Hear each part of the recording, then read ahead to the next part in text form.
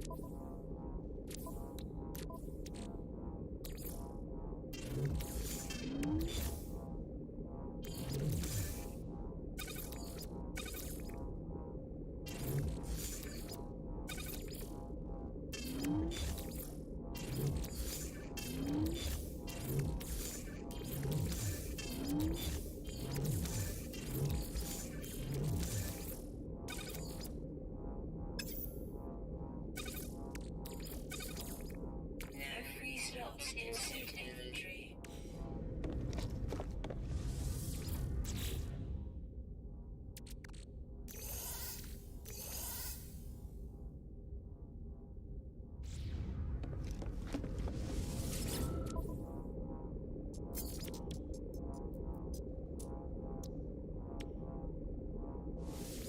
Units received. Units received. Units received. Units received. Units received. Units received. Units received. Units received.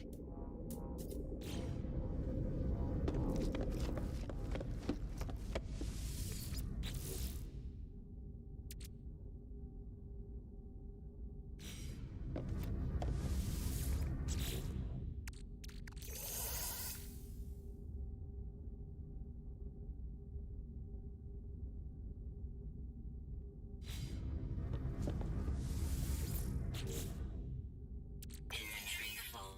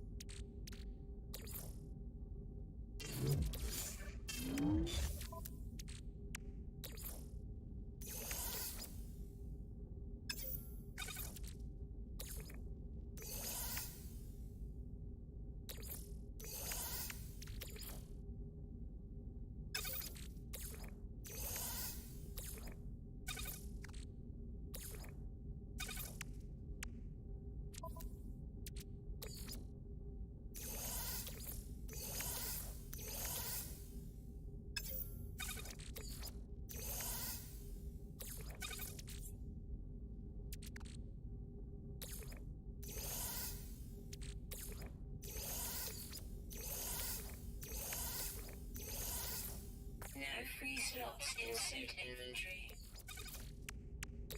No free slots. Insert inventory.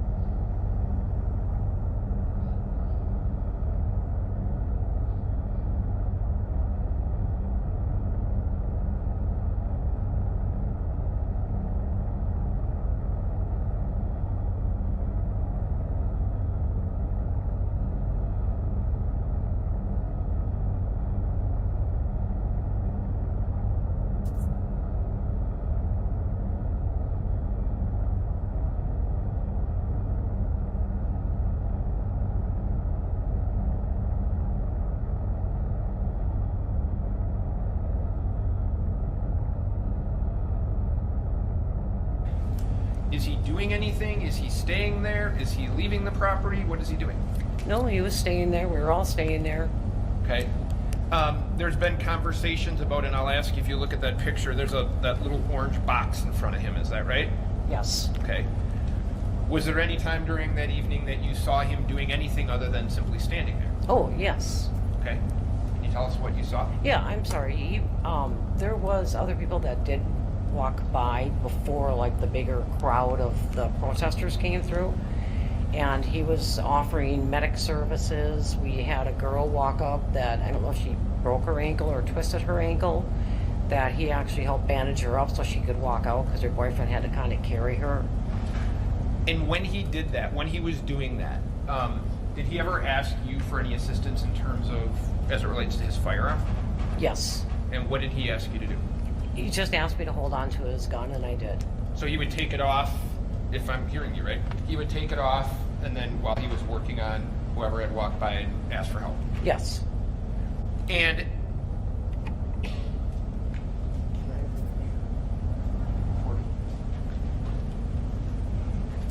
that evening, do you remember seeing the man in the front? Yes. Okay, I'm talking about the man with the red shirt on. Correct. Okay. Did you know who he was that night? No. You didn't know his name? No. Okay.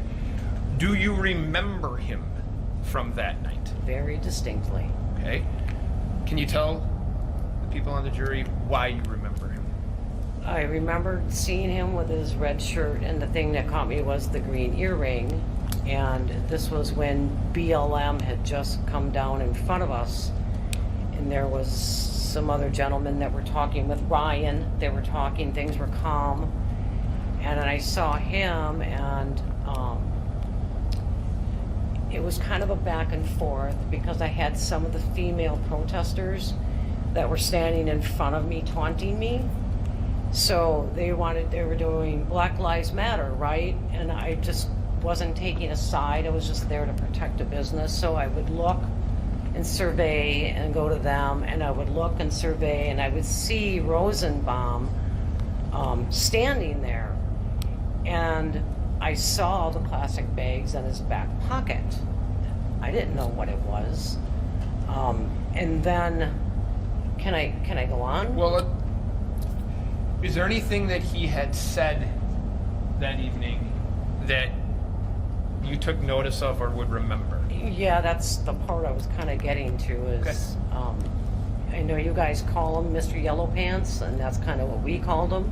He jumped up on the car, and everybody started screaming, "Get off the car," and Black Lives Matter was screaming, and he was shouting, and Rosenbaum started shouting back at us that he's gonna, pardon me, Judge, for saying this and everybody else, but he was gonna kill us motherfuckers, motherfucking niggers, and cut our hearts out. The gentleman on the screen? Multiple times. And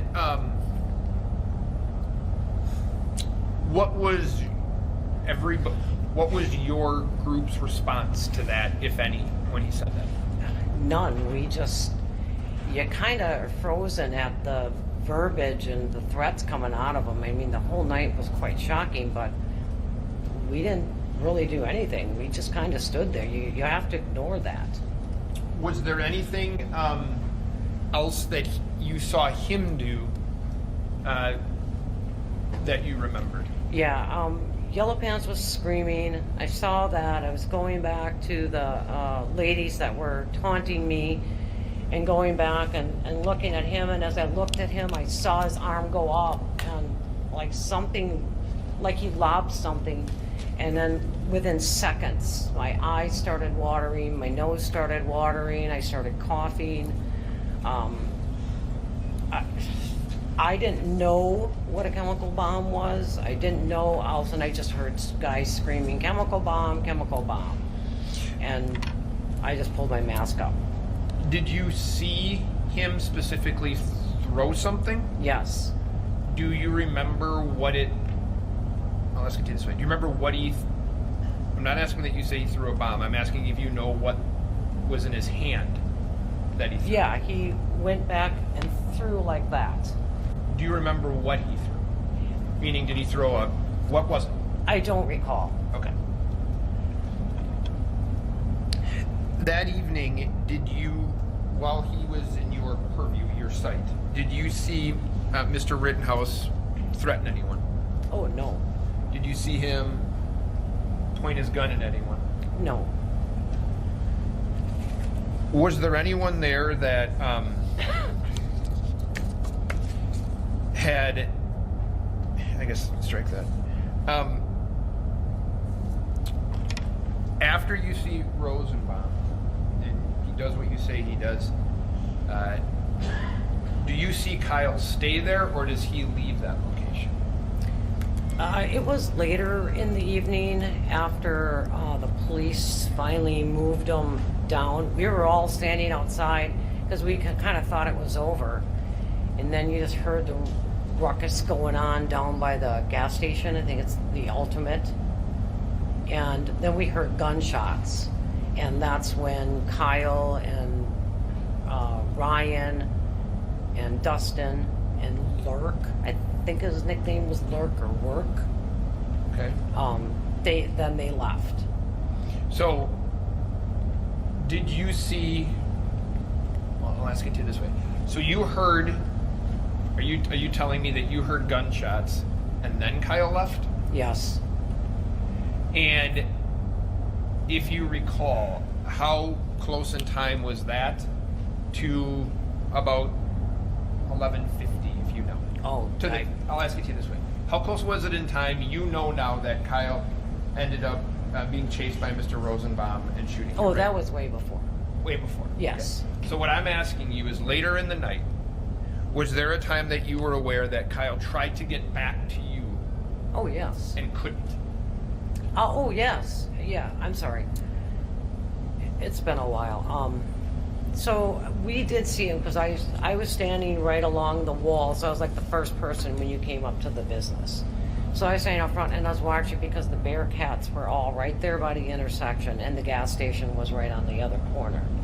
So he did come back. He had his hands in the air and he even said, "I'm working over at that business over there." I could hear him telling the police that. And they told him, "No, turn around. You can't go through. You have to get back." And we were even yelling, "Let him through, let him through." Did you see him then turn around and go back? Yeah, I thought he was going to go back to the Ultimate gas station. It looked like he was going over there, so... And is that the last time before the shooting that you saw him? Yeah. Now, from your location, you don't see what happened with Mr. Rosenbaum, Mr. Huber. Just let me finish. With Mr. Rosenbaum, Mr. Huber, and Mr. Grosskreutz, right? Yes, correct. Do you see Kyle after that? Yes, I do. When? I think after everything had happened, he had come back up. I heard from the guys on the roof, they're like, "Open the door, it's Kyle." So I opened up, because we had to keep the front door locked. I opened up the door, and he kind of came running in and kind of fell into me, and there was a chair right there, so he sat down there. I saw him after everything had happened. How did he look to you? Totally in shock. Can you give me some physical descriptors that would make... Yes, I'm sorry. Kind of you... He was pale, shaking, kind of stuttering, stammering his words. He was sweating. Do you recall him saying anything? Yes, he had come in and he looked at me. He said right out that he had shot someone, and he kind of sat down in the chair and he was looking for his brother. He's asking for his brother Dominic, and he sat down. I remember him pulling his hair back, and he's pulling it back really hard, and just his comment was, "My God, my life might be over." And we're just like, "Okay, calm down."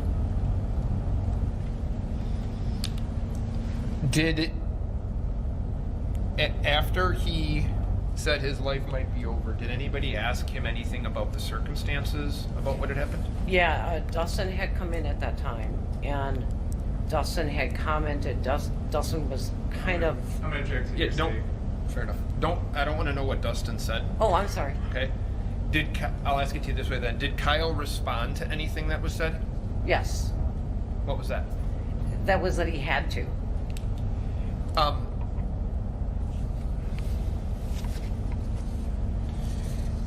After he said that, do you know, did you stay? Did you leave? What happened? No, he wanted his brother, Dominic, and I know Dominic was on the roof. I took his gun. Like I said, he was just shaking, so I took his gun, I ran out back.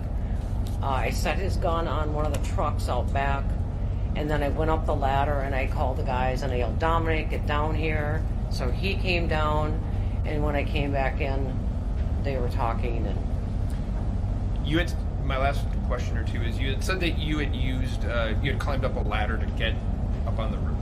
yeah, You just said that. Okay. Do you know where those ladders came from?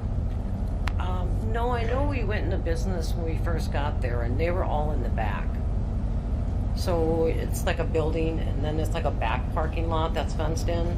Okay. And in that back fenced-in areas where they have the sheds and all, and Nick went in there and pulled everything out, and that's how the guys that got up on the roof in the back. During the evening, throughout the evening, was there a period of time that, other than doing medical work, that you saw Kyle doing anything else to kind of assist in the community? Yeah, actually, me and Kyle ran. Excuse me. We ran. I think it's north.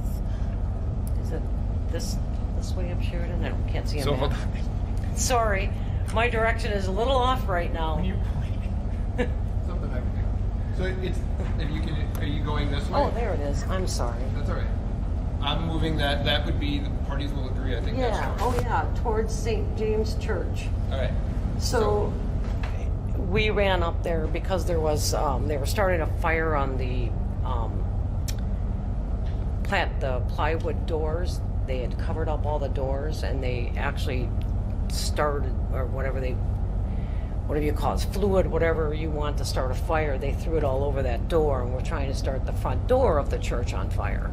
So me and Kyle had actually run up to that area to try to put the fire out, but people that were running along with the protesters had gone up there and put the fire extinguisher out, and then we just walked back. Thank you. Mm-hmm.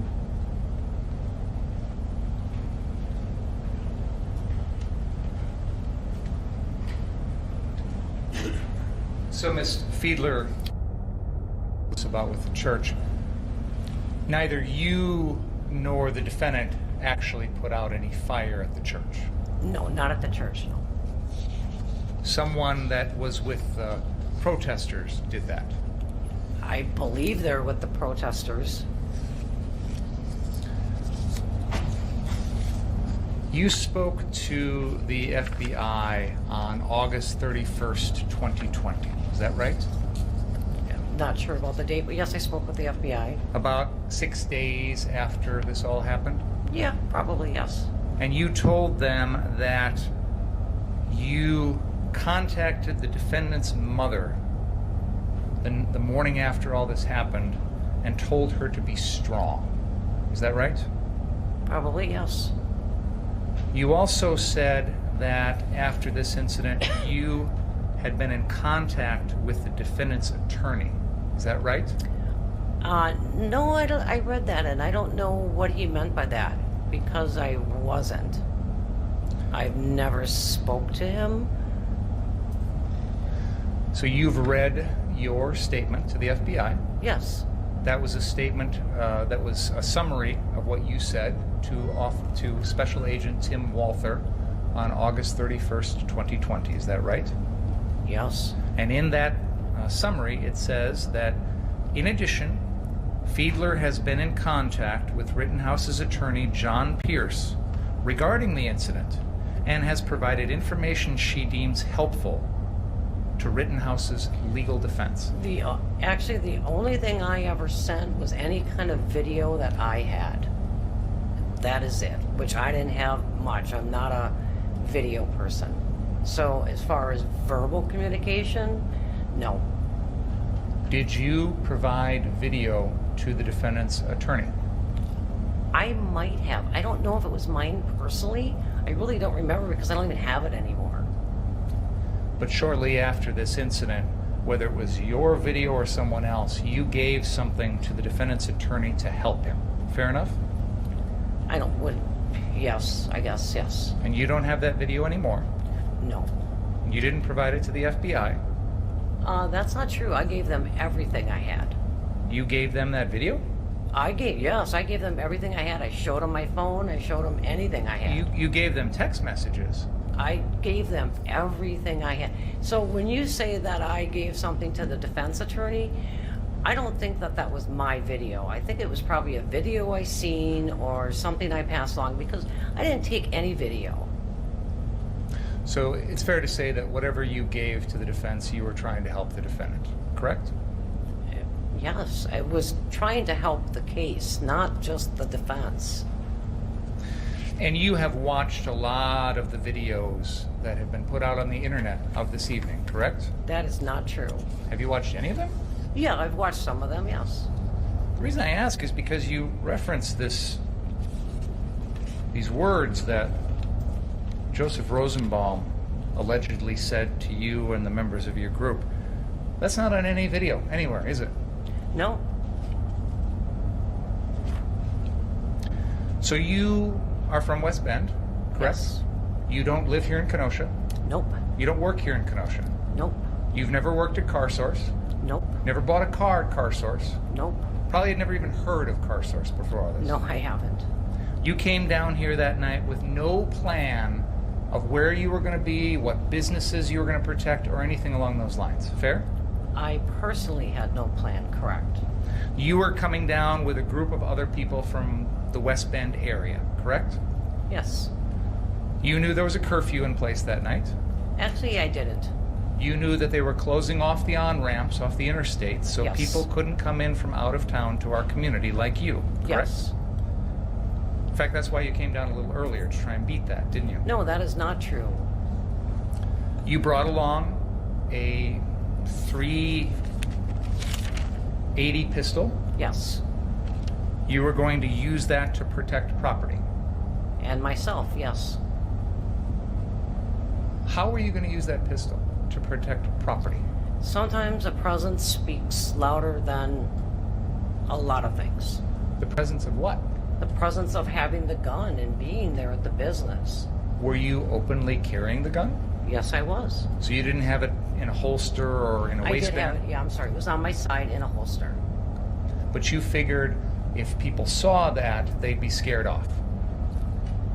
Somewhat, like I said, it's a presence. It's knowing that somebody's in the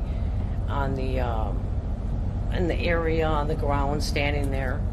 It's kind of a deterrent to keep them away from the business. And you'd agree with me that the AR-15s that the rest of the group had was an even bigger deterrent, correct? A gun is a gun.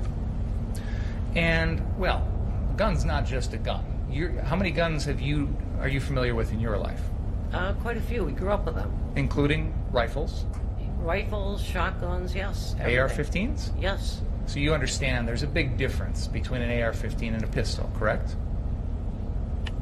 Between an AR-15 and a pistol, yes. There's a size difference. One's much bigger, correct? They can all do the same thing. One's much bigger, correct? Size doesn't change what can happen or what it does. Ma'am, did you hear my question? Yes, it is much bigger, yes. Can you please answer it? I'm sorry, yes. The AR-15 fires a different caliber than handguns, correct? Yes. It fires at a higher velocity, correct? Yes. It is capable of doing damage to a target much farther away than a Yes. pistol, correct? Yes. In fact, AR-15 rounds are capable of penetrating body armor, correct? Oh, I did not know that. Okay.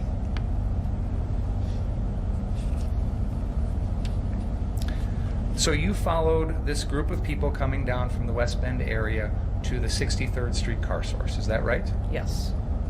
Before you got there, you had no idea where you were going, you didn't know anything about CarSource, anything like that. Fair to say? Correct. Yes, correct. You said at that time you met up with someone who identified themselves as the owner of that location. Yes. You personally didn't have any interaction with that owner, did you? Yeah, I had a conversation with him. Do you remember speaking with Steve Spingola, an investigator with regard to this incident? I couldn't recall names, but On September 8th, 2020, you had a phone call with him at about 5:30 p.m. Do you remember that? no, I'm sorry, I don't recall which. You said you've seen your statement to the FBI. Have you seen the statement that you gave to Investigator Spingola? I guess not, no. Let me, may I approach her? Sure. Well, I think you should first ensure that she acknowledges the conversation, because up to this point, she says she doesn't know if she had such a conversation, and So I'm trying to help. Go ahead.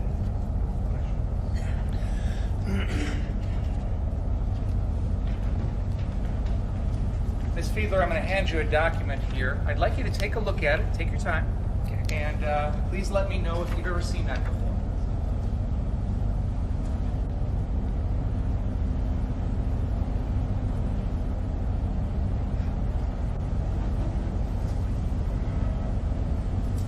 I'm not asking you if it's accurate, ma'am. I'm just asking if you've seen it before. Well, No, I've never seen this. Sure. That's answered my question. Thank you. Yep.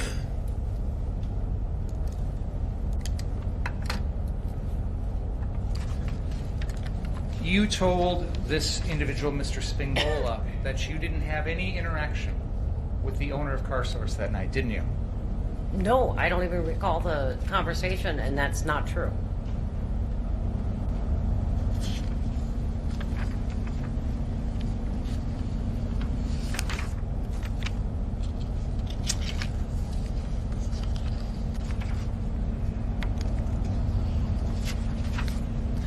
You decided that night 59th and Sheridan. Is that correct? Well, that was decided for us, but yes, that was the end plan, yes. Who decided that? I believe that was the owner and Nick Smith. That was the first time that night that you'd ever met Nick Smith? Yes, You didn't know anything about him before? nothing. And yet, based on his decision and the owner's decision, you agreed voluntarily to go to the 59th Street CarSource to protect it. Is that fair to say? Yes, that's fair to say. Nobody made you do that. No, correct.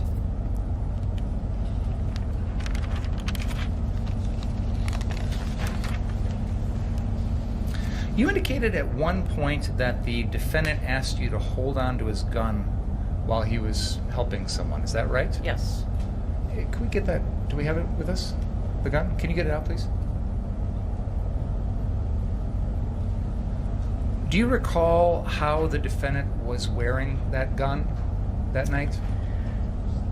He had the strap around his shoulder and body, and then the gun pointed down. Is it fair to say that the gun was sort of hanging down the front of his body in the middle? I think when he was walking, yeah, but I know when he was standing there, he would always have a hand across the front of it. Okay. So, yeah.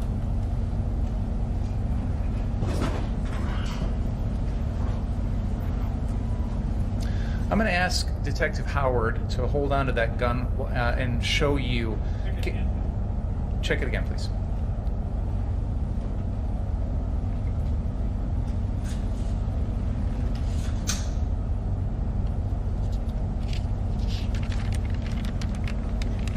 Have you both confirmed that it is safe?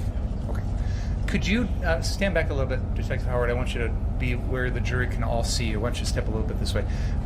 Ms. Fiedler, can you tell us in your own words, and I'll try and have Detective Howard sort of demonstrate, how was the defendant holding that AR-15 when he was on the 59th Street property, if you know? Well, the strap was over his shoulder. Okay.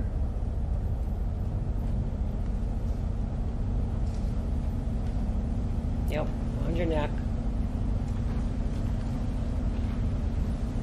Would the gun hang loose, or would he hold on to it? Just like that. Okay. So holding it with his right hand on the pistol grip, Yes. and sometimes holding it with his left hand or not? That Depending. could be, I don't recall. Okay. I'm pretty sure that's how. But when it it was ordered. when it came time for him to help someone out, he took it off and asked you to hold on to it. Is that Yes. right? Okay. Thank you, Detective. You indicated that there was a time in which some females came to the property and were taunting you. Is that Yes. right? Yes. And you indicated that they were chanting Black Lives Matter at you? Yes. And you took that to be them taunting you? No, they were saying other things. Okay. You'd agree with me, though, the only thing you've told us so far is the words Black Lives Matter. Yeah, but I could go into the whole story, but we'd be here for a while. You also said that there was a man wearing yellow pants who jumped up on a car. Is Yes. that right? Was that one of the cars that was on the lot? Yes. And the members of your group told him to get off the car, didn't Yes. they? And in fact, pointed a gun at him while telling him to do that, correct? Yeah, he pointed his gun at us first. Oh, the man in the yellow pants had a gun? Yes, he had a gun. He And had then- a couple guns. And then your group pointed guns back at him. I don't know who pointed a gun at him. I don't know if they did or not. I didn't. I was busy watching my areas. So you indicated earlier that you brought along your pistol to protect yourself and property. Is that right? Yes. How are you going to use it to protect property?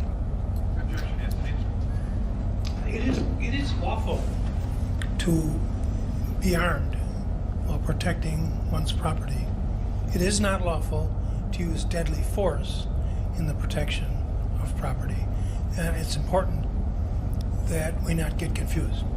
And I'm not trying to confuse the issue, Your Honor. I'm asking how she was planning on using the pistol to protect the property. Judge, that's been asked and answered. I don't believe. I was going to come back to it. How are you going to use that pistol to protect property? Like I said, it's a deterrent. You weren't planning on firing it to protect property, were you? No. You weren't planning on aiming it at anyone to protect property, were you? No. You indicated that Mr. Rosenbaum made some statements, and I'm not going to repeat them all, but you indicated that no one in your group responded to anything he said. Is that fair to say? Yeah, that's very fair. You said you pretty much have to ignore that, correct? Yes. It's fair to say you didn't consider him an actual threat to your safety at that moment, did you?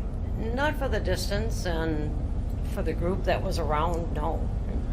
Mr. Lukowski characterized him as a babbling idiot. Would you agree with that? I didn't hear him babbling. I just heard him, well, I don't know if babble's a good word, if I may. He was just bitching. He was a little guy, right? I thought he was like the same height I am, but How tall are you? I'm 5'4.5". You said Mr. Rosenbaum's arm went up and he might have thrown something, but you have no idea what it was, correct? Correct. You were then asked about a period of time in which the Kenosha police pushed the crowd past the 59th Street location. Do you remember that part of the evening? Yes. And this is the time period when the defendant has gone south of 60th, and you said he tried to come back at one point, etc. Do you remember that time period in the Yes. evening? Yes. There were no protesters around 59th Street after the police pushed them back at that time, correct? That's not totally true. There was an empty lot directly across the street from us, and there were protesters that were walking on the other side of the barricades. The police were screaming at them to get away from there, and they just kept walking through. After the police pushed the crowd, did any protesters come and stand in front of the 59th Street car source? After they pushed them past Yeah. 60, they didn't push them past 60, past the gas station. Let me make sure I'm being clear here. Okay. Ms. Fiedler, I'm going to use the pointer here on the map behind you. Okay. And I'm not sure if you're familiar with this map, so let me, Yes, there's a location on the map that is marked car source, and that is on the southwest corner of 59th Street and Sheridan Road. You'd agree with me that that's the property that you were at the whole evening, correct? That's south, the one you were pointing at? I'm pointing. You can see where I'm pointing. Yes. That is on the southwest corner Oh, I'm sorry. of 59th Street and Sheridan Road. Yes. You'd agree with me that's the property you were at all evening, correct? Yes. And there's a time when the police move down Sheridan past that location south and establish a line of armored and police vehicles here across the intersection of 60th and Sheridan. Do you remember that? Yes. After that, no protesters come back to 59th Street, correct? No, that's not true. You talked about the time when people were walking through the pile of rubble. Is that right? No. I Who? didn't mention What? that. What protesters came out and stood in front of 59th Street car stores after the police pushed them past? They didn't. Well, the police also turned their Bearcats around and backed up, and all the protesters then came at us, and bricks were flying, bombs were flying, everything. They came at us with full force. That's why I had to go inside. Okay. And I apologize. I probably have not explained myself properly. Let's go to the end of the evening. You remember the defendant coming back, the shootings, all that. Leading up into that, the few minutes before that, that was the second time that the police had pushed everybody down to 60th, correct? Yes, correct. I'm talking about that period of time, at the end. After that, when the police come by that final time, the protesters have all been cleared south of 60th, correct? No. Do you remember protesters around 59th Street car stores after We that? were pelted for almost the whole night from after the Bearcats backed up. They came and they bombarded us. And then they left again because we had come out again. And they heard shootings and some other people had left. But then they came back at us, and I was inside the building basically probably the rest of the evening. You testified in response to one of the defense attorney's questions that you thought it was over when the police pushed the protesters south. Correct. And they stopped there, and that was before they had backed up. We had thought it was over. Okay. So you talked about the defendant returning to the 59th Street car stores location. Yes. Correct. Now let's be clear. You never saw any of the shootings in this case. That's correct. You don't have any personal knowledge about any of that stuff. Fair to No. say. Yep, none. You've been asked about Mr. Rosenbaum. At that evening, you had no idea what his name was. Correct. You've described what you saw about him that night, correct? Yes. As you sit here today, you know there's a person by the name of Anthony Huber, correct? Yes. That night, you never saw him once, correct? No, I don't. No, I have not. Okay. You'd agree with me it's correct. You've never Yes, I'm sorry. Yes, you're correct. You know now, today, there's a person by the name of Gage Grosskreutz. Is that yes? Correct. That night, never saw him, had no idea who he was. Correct? You indicated that when the defendant returned to your location, he said to you that he had shot someone. Is that right? Correct. Meaning one person. That's what someone is, I guess. He never said to you he shot 3 people, did he? No. He never told you that any of those people had a gun, did he? No, he didn't really describe anything about what had happened. He never told you that any of those people threatened him in any way, did he? Nope. He never told you that any of those people had any weapons on them, did he? No. Correct? Correct. I'm sorry, he did answer. There came a time in which Nick Smith came back to that location and said the police were coming, correct? Yes. And after that, all of you got out of there, correct? Not immediately. In your FBI statement, you said, soon after, Nick came into the location and stated that police were coming to the building. Everyone then left the building. Correct? No, I had to go get the guys off the roof.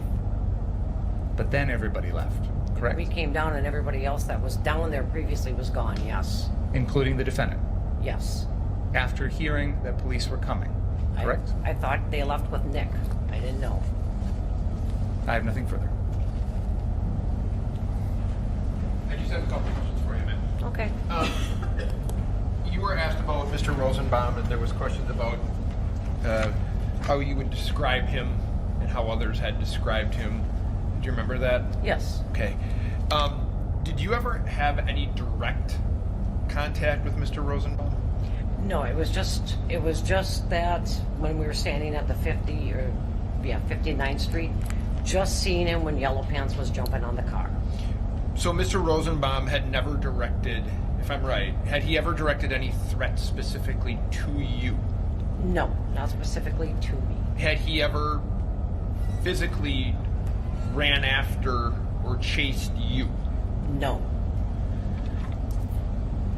When you said that you were being harassed, or I think that's the word you used. Taunted. Taunted, sorry.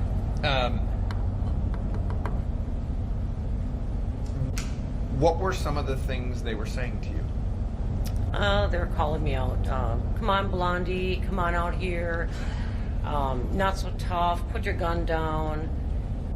As soon as I didn't give them their power sign, they just got a little bit more aggressive. Because they were actually kind of friendly at first. Everything was very friendly at first. When you, Mr. Binger said you never actually saw Mr. Rosenbaum throw anything. Remember him asking or saying that? Yes, I remember. Okay. Is this fair? After you saw his arm move, did you see a gas bomb explode? I believe that it landed on the roof. I don't know because immediately, like, the eyes started watering, the noses started running. So I can't say that I saw anything like that. No. And Mr. Binger was asking you questions about you never, what Mr. Rittenhouse didn't say when he got into the building, right? He didn't tell you specifics about what happened. Is that true? Correct. But he did say that he had to do it. Is that right? Yes. I don't have anything else. Any question? No, Your Honor. You may step down. Let's take a break, folks. Please don't talk about the case during the break. Read, watch, or else do any account of the trial.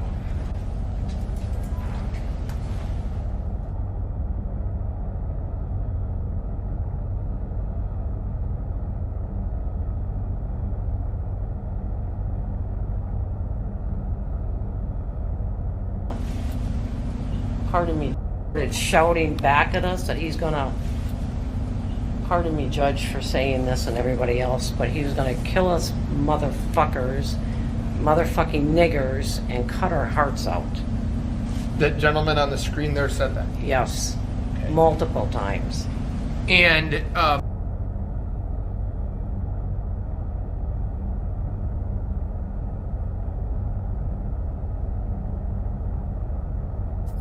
Well, who knew trials could be so entertaining? We're going to play that clip back here. Let me go to Minds. Gab, for whatever reason, isn't posting it. Oh, hang on.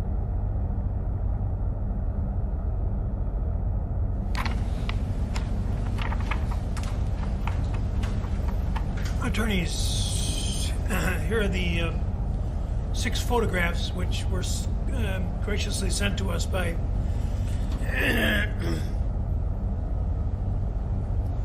the photographers, and please take a look at them. Unless you have objection, I intend to offer them as the next 6 sequential exhibits. Well, I just labeled A through E.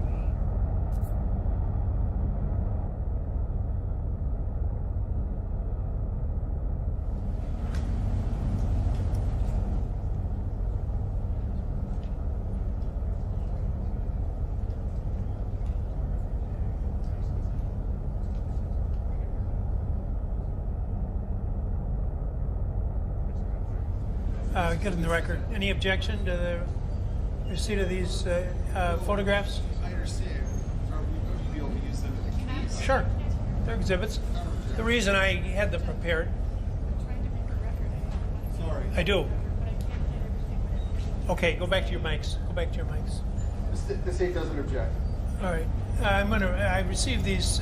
This is not an unusual practice that I will have a photograph taken either by one of the litigants or myself, so that it's better in the record than just somebody trying to describe what's being portrayed. So I had the photographers who were kind enough to take these pictures, and they are now exhibits A through E. In the record, is there any objection? No. No. And they are exhibits in the case which you may use if you wish. Okay. What time do you want us back, Judge? I didn't say that, but how about Friday? How about 2:45? Thank you.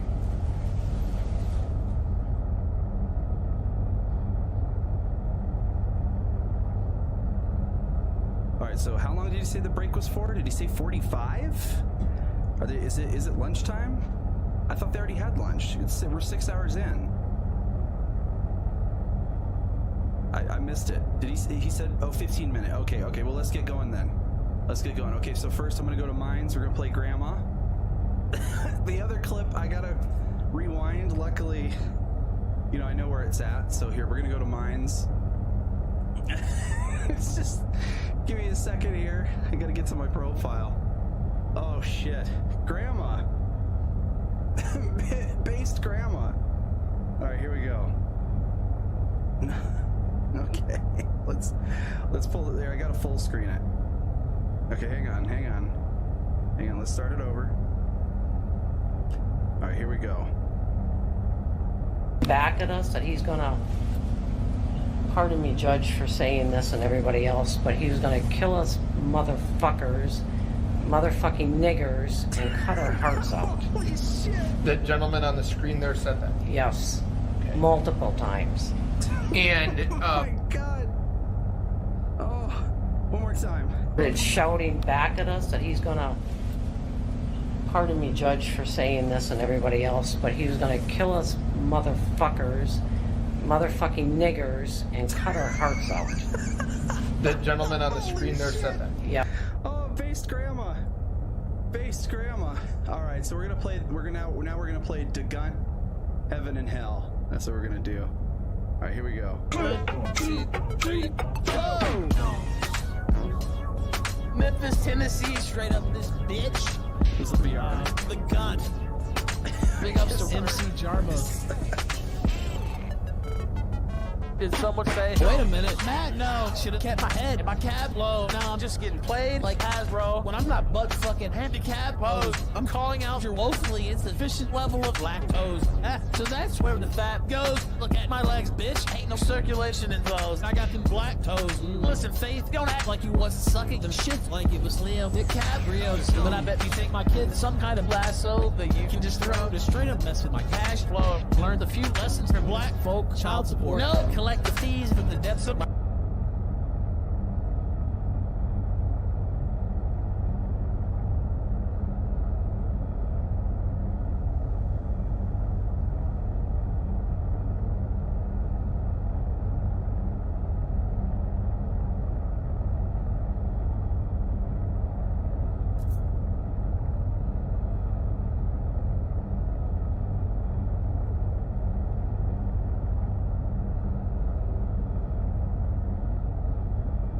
It's shouting back at us that he's gonna, pardon me, Judge, for saying this and everybody else, but he's gonna kill us motherfuckers, motherfucking niggers, and cut our hearts out. The gentleman on the screen there said that. Yes, Okay. multiple times. And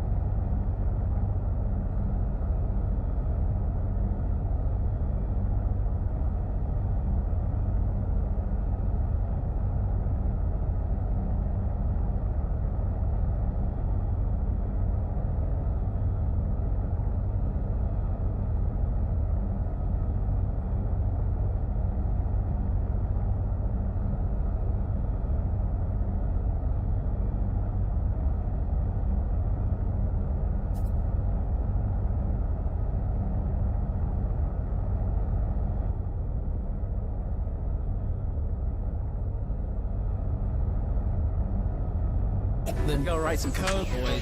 Pop called me the Pillsbury dope boy. This fat fuck's on pills and he's so fucking dope, boy. Ask my mom every day if she's proud. She's like, no, I'm not. You're a goddamn joke, boy.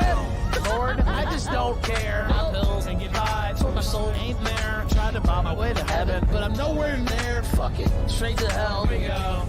I'd rather sit in this chair.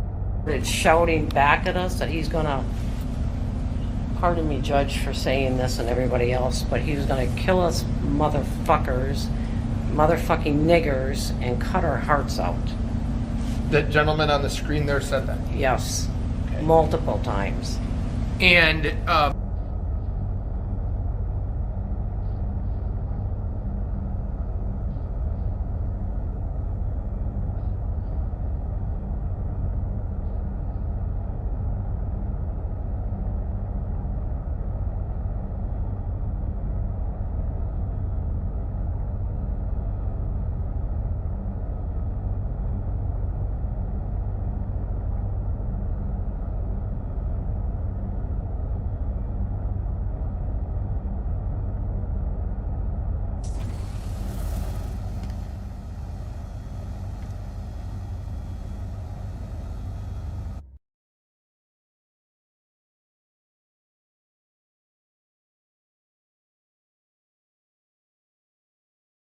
So like, bro,